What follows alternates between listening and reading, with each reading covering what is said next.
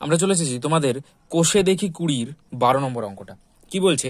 A B C সমবাহু ত্রিভুজের, আচ্ছা সমবাহু ত্রিভুজ বলেছে, তাহলে একটা সমবাহু ত্রিভুজ এঁকে নেবো। সমবাহু ত্রিভুজ যখনই প্রশ্নে বলে দেবে তখন কিরকম আঁকবে? তিনটে বাহুই সমান আঁকবে। এ আর কিছু বলে দেওয়ার নেই, তিনটে বাহুই সমান হবে।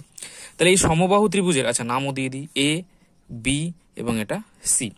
তাহলে এই সমবাহু ত্রিভুজের বি সি ভূমিকে, মানে বি সিটাকে ভূমি আঁকতে হবে, এটা কিন্তু মাথায় রেখে। এইখানে এ দিলে কিন্তু হবে না, এখানে এ দিলে ভূমিটা এইদিকে হয়ে যাবে। তো নিচেরটাকে যেহেতু আমরা সবসময়ের জন্য ভূমি বলি, তো বিসিটাকেই ভূমি করতে হবে, ঠিক আছে?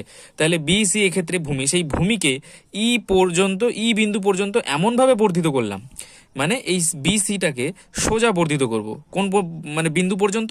ই বিন্দু পর্যন্ত এমনভাবে বর্ধিত করব যাতে এই বিসি সমান সমান সিই হয়। বোঝা যাচ্ছে? সেটাই বলেছে, সিই সমান সমান বিসি যাতে হয়, তো সেই রকম ভাবে বর্ধিত করব। এরপরে কি বলছে? এ এবং ই যুক্ত করে, আচ্ছা এ এবং ই যুক্ত করে দিতে হলে যুক্ত করে দিলাম। এ এবং ই যুক্ত করে এ সিই ত্রিভুজের, এই যে এ সিই মানে এই ত্রিভুজটার কথা বলছে, এই ত্রিভুজটার কোণগুলির বৃত্তীয় মান নির্ণয় করতে বলেছে। প্রশ্ন তাহলে তোমরা বুঝতে পেরেছো, এবার শুরু করা যাক। আমি তোমাদেরকে প্রশ্ন বারবার এই জন্য বলি যে প্রশ্ন যদি তোমরা একবার বুঝতে পেরে যাও না, এই মানে থরলি পড়ে, তোমাদের করতে বেশি সময় লাগবে না। আমরা এটাই ভুল করি যে প্রশ্নটা ঠিকঠাক পড়ি না। যাই হোক, তাহলে এবার যেহেতু এটা একটা সমবাহু ত্রিভুজ, তাহলে এই প্রত্যেকটা কোণের মান কত? 60 ডিগ্রি। এটা সবাই জেনে নাও যে প্রত্যেকটা কোণের মান হবে তাহলে 60 ডিগ্রি সমবাহু ত্রিভুজের। আচ্ছা ভালো কথা।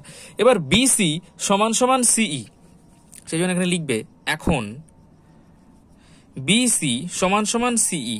আচ্ছা, এবার যেহেতু এটা তো একটা সমবাহু ত্রিভুজ, তাই না? তাহলে এই বিসি সমান সমান এসি হবে, তাই তো? তাহলে বিসি সমান সমান যদি এসি হয়, তাই না? তাহলে এই বিসির জায়গায় আমরা এসি বসিয়ে দিতে পারি, বা এসি সমান সমান সিই হয়ে গেল। তাহলে এই এসি সমান সমান সিই হয়ে গেল, এইটা এবং এইটা সমান, মানে এই যে ত্রিভুজটা, এই ত্রিভুজটা সমদ্বিবাহু ত্রিভুজ হয়ে গেল, আর যার দুটো সমান বাহু কোনটা? এসি আর সিই। এবার সমদ্বিবাহু ত্রিভুজের ক্ষেত্রে তোমরা 11 নম্বর অঙ্কটাতেই জেনেছো যে দুটো যে বাহু সমান থাকবে তাদের মধ্যে যে কোণটা থাকবে, সেই কোণটা মানে দুটো বাহু সমান, যে দুটো বাহু তারা যে মানে তারা একে অপরকে ছেদ করে মাঝখানে যে কোণটা তৈরি করবে, সেই কোণটা বাদ দিয়ে অপর যে দুটো কোণ, সেই দুটো কোণের যোগফল বা সেই দুটো কোণ সমান হবে। বোঝা যাচ্ছে? এই কোণটাও যা হবে, এই কোণটার মানও তাই হবে। আচ্ছা, তাহলে এইটা যদি 60 ডিগ্রি হয়, তাহলে এইটা কত হবে? 180 থেকে 60 বিয়োগ করলেই পেয়ে যাবো। তাহলে এবার আমরা এখানে লিখবো অতএব কত? কোণ এ সিই সমান সমান কত? 180 মাইনাস, কারণ এই টোটালটা 180, তার থেকে শুধু 60 বাদ যাবে, তাহলে এইটুকু বাদ বাকিটুকু পেয়ে যাবো। তাহলে 60 বাদ দিলাম, তাহলে পড়ে রইলো 120 ডিগ্রি। তাহলে এইটার মান হচ্ছে হলো 120 ডিগ্রি। আচ্ছা, আমাদের কিন্তু প্রশ্ন বলেছে এই যে এসি ত্রিভুজ, তার প্রত্যেকটা কোণের বৃত্তীয় মান, তাহলে একটা কোণ পেয়ে গেলাম 120, তার বৃত্তীয় মান চলে আসি কি হবে? তাহলে 120কে বৃত্তীয় মান নিতে গেলে পাই বাই 180 দিয়ে গুণ করে দেবো। একটা শূন্য কেটে গেল, তাই না?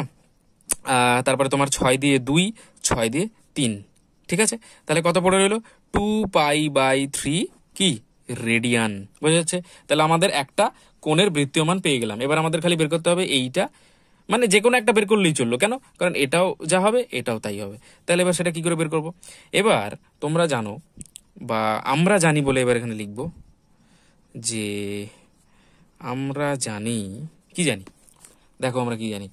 আমরা জানি হচ্ছে কোণ বিসিই, মানে এই যে ত্রিভুজটা বাইরের, ওই ডান দিকে যে ত্রিভুজটা, সেই ত্রিভুজটার বাইরে যে কোণটা হবে, যে কোনো ত্রিভুজের বাইরে বর্ধিত বাহুর সাথে, ঠিক আছে? মানে এই ত্রিভুজটার ক্ষেত্রে এইটা তো একটা বর্ধিত বাহু, তার ওপরে তার সংলগ্ন যে কোণটা থাকে, মানে এই 60 ডিগ্রিটা, তার অপোজিট সেই বাহু, মানে ত্রিভুজটার অপোজিট যে দুটো কোণ, মানে এই কোণ এবং এই কোণ দুটোর যোগফলের সাথে সমান হয়। বোঝা যাচ্ছে? আরেকবার বলি, এই যে 60 ডিগ্রি যেটা, সেইটা এর বিপরীত দিকে যে ত্রিভুজটা, এই ত্রিভুজটা এর এই বিপরীত কোণ দুটো, এইটা এবং এইটার যোগফলের সাথে সমান হবে। তাহলে সেটাই লিখবো। আমরা জানি কোণ এ সি বি, মানে কোনটা এ সি বি, মানে 60 ডিগ্রিটা সমান সমান কোণ দুটোর সাথে যোগফলের সমান হবে এই কোণটা এবং এই কোণটা। তাহলে এই কোণটা লিখবো কত? সি এ ই।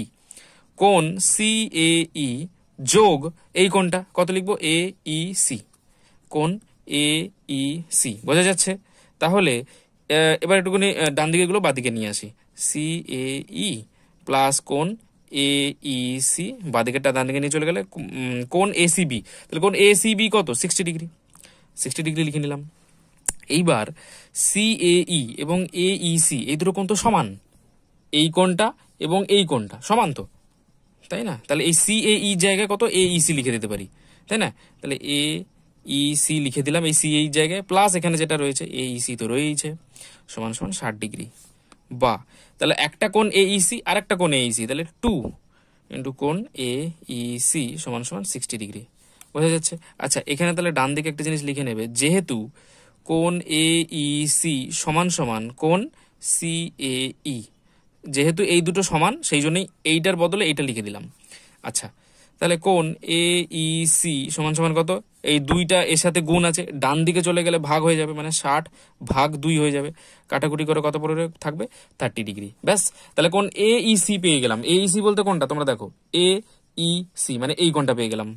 এই কোণটা কত পেলাম? 60 ডিগ্রি। এই সরি 60 কেন, 30 ডিগ্রি। তাহলে এবার তোমরা বলো, এই কোণটা আর এই কোণটা তো সমান, এই যে এই কোণটা, তাহলে এটা যদি 30 ডিগ্রি হয় তাহলে এটাও 30 ডিগ্রি হবে, তাহলে এটাও 30 ডিগ্রি লিখবো, তাই না? তাহলে আচ্ছা, আগে এটা আমরা বৃত্তীয় মান বের করে নিই। পাই বাই 180 দিয়ে গুণ করবো, ডিগ্রিতে ছিল রেডিয়ানে চলে আসবে। 0 0 কেটে 0 0 কেটে গেল, 3 দিয়ে 18 কাটলে 6, তাহলে কত পড়ে রইলো? Pi by 6 radian. বোঝা যাচ্ছে? এবার এটা যদি পাই বাই 6 রেডিয়ান হয় তাহলে আমরা লিখবো অতএব কোণ আর একটা যেটা পড়ে রয়েছে সেটা কি, সি এ ই সমান সমান কত? Pi by 6 radian. সিম্পল। তাহলে আমাদের টোটাল কতগুলো অ্যান্সার পেলাম? Pi by 6 radian, pi by 6 radian, আর একটা কত? 2 পাই বাই 3 রেডিয়ান। এই তিনটেই হলো আমাদের অ্যান্সার। বোঝা যাচ্ছে?